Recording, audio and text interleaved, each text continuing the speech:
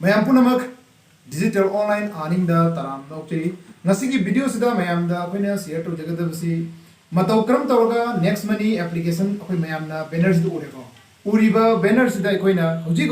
akoigi pandam ji kaina habida Manipurda lairiba mipum khudimak akoigi next money application asibu mapung phana gyan tana sijinnaba amadi application asida ki mapung phana kana nabidamakta akoigi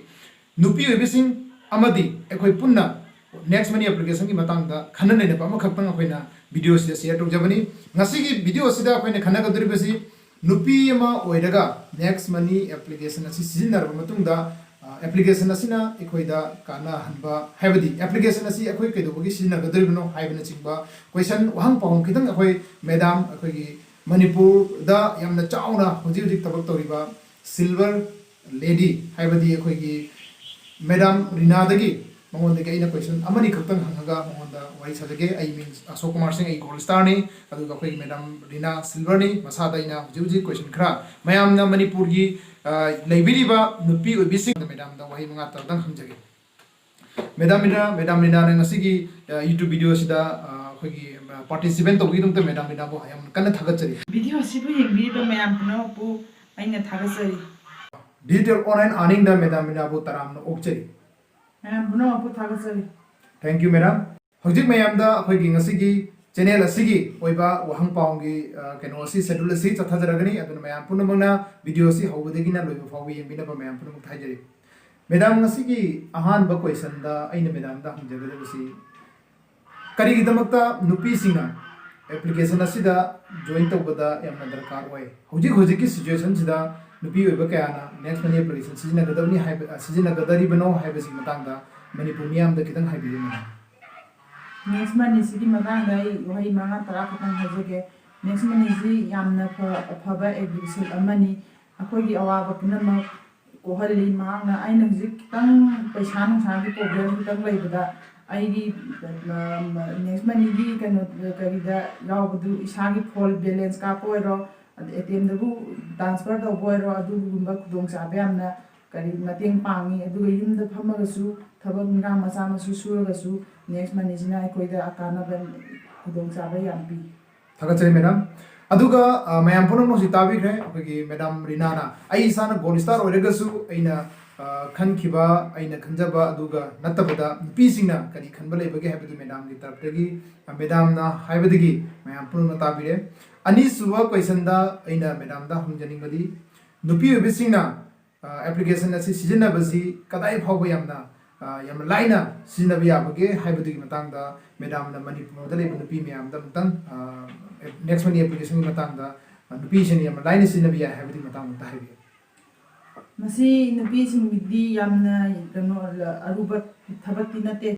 yam nungai mafam khudimakta chatpada aina sijinaningba yumda leire paisa dum aina recharge kape aigi hujik khudaki paisa laitabadu adum recharge tawrani khudak aigi paisa ngaktangi nangnadabadu adum nangnare aina bazar thongninge paisa pharak tare harasu paisa ATM da transfer tawsalani adu account da transfer tawsalani adum ATM da satoni aduki matik next money ji maram da kano tawjaba yam nungai jai Manipur gi miyam nupi miyam na Sigi next money sibu saruk ya bituna akoi mayam si amtang awaba kokminaraga mayam sibu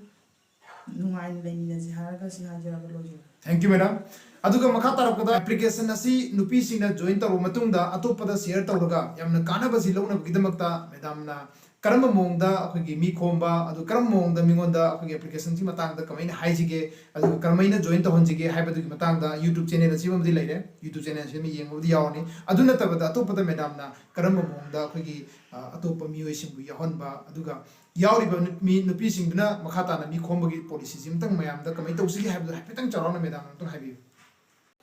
YouTube channel sima yengbiraga ai maru mapang imanabi singda share tawminaraga si jimtang si mayam palising amaga subscribe ka hundra si thaga si jibdang yangmina si aduga mayam bu awaba kokmina ba haraga wari sharaga mayam da hairaga maru mapang punamakta wari wada sa ai makhada ma makada ma mateng pangaraga dumai tawga next money si share tawbi yamna thagachare madam na hujik hai kibada aina tang haina review to bada madam hujik pangare haibadi akhoi gi application asi digital online earning youtube channel asi budi yang bi bade pi ganu adu galorena manipurda leiban nupi obisingna haibadi kana gumma mana yauriba aduna mana hairapodi gi matungina amadagi